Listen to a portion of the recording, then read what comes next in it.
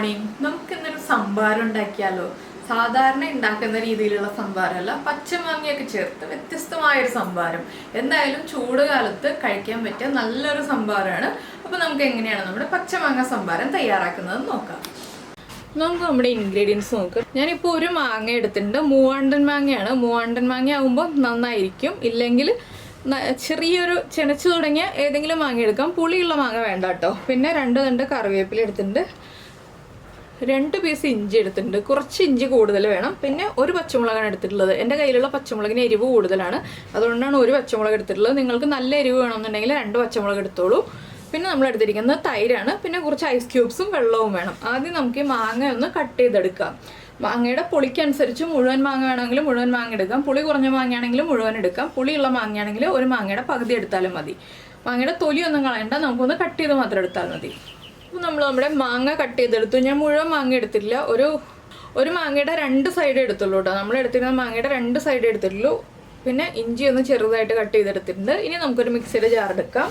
മിക്സിയുടെ ജാറിലേക്ക് നമ്മൾ കട്ട് ചെയ്ത് വെച്ചിരിക്കുന്ന ഇഞ്ചിയുടെ പീസുകളും പച്ചമുളകും ഒരു തണ്ട് കറിവേപ്പിലയും നമ്മൾ കട്ട് ചെയ്ത് വെച്ചിരിക്കുന്ന മാങ്ങയും കൂടി ഇട്ടിട്ട് ഒന്ന് അടിച്ചെടുക്കാം. വെള്ളമൊന്നും ചേർക്കണ്ട, നന്നായിട്ടൊന്ന് അടിച്ചെടുക്കുക. അതിനുശേഷം നമുക്ക് ബാക്കിയുള്ള കാര്യങ്ങൾ ആഡ് ചെയ്യാം. ഇപ്പോൾ നമ്മൾ നമ്മുടെ മാങ്ങയും പച്ചമുളകും ഇഞ്ചിയും എല്ലാം ചേർത്ത് ഇതുപോലെ ഒന്ന് അടിച്ചെടുത്തിട്ടുണ്ട്. നന്നായിട്ട് അരിഞ്ഞിട്ടില്ല കേട്ടോ. ഇനി നമുക്കിതിലേക്ക് നമ്മുടെ ടേസ്റ്റിനനുസരിച്ച് തൈര് ചേർക്കുക. ഒരുപാട് പുളിയുള്ള തൈരല്ല, പുളി ഇല്ലാത്ത തൈരാണ് ഞാൻ എടുത്തിട്ടുള്ളത്. ഇനി നമുക്ക് ഈ തൈരും കൂടി ചേർത്ത് നന്നായിട്ട് അടിച്ചെടുക്കാം.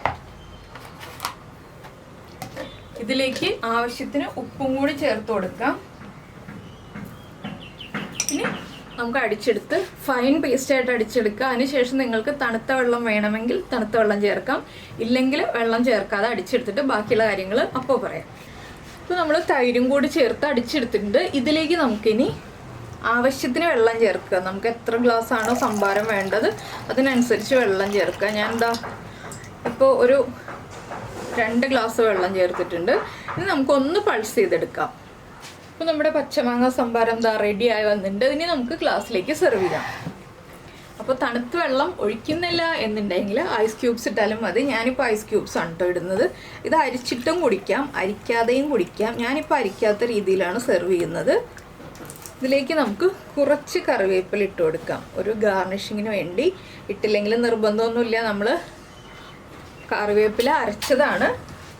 ഇനി നമുക്കൊരു 2-3 ഐസ് ക്യൂബും കൂടി ഇട്ടിട്ട് സെർവ് ചെയ്യാം. അപ്പോൾ തണുപ്പ് പറ്റില്ല എന്നുണ്ടെങ്കിൽ നിങ്ങൾ ഈ നോർമൽ വാട്ടർ ഒഴിച്ചിട്ട് സെർവ് ചെയ്യുക, ഇല്ലെങ്കിൽ ഐസ് വാട്ടർ ഒഴിച്ചിട്ടോ അല്ലെങ്കിൽ ഐസ് ക്യൂബ് ഇട്ടിട്ടോ സെർവ് ചെയ്യാം കേട്ടോ. അപ്പോൾ എന്തായാലും നിങ്ങൾക്ക് ഈ ഒരു റെസിപ്പി ഇഷ്ടമായി എന്ന് വിചാരിക്കുന്നു.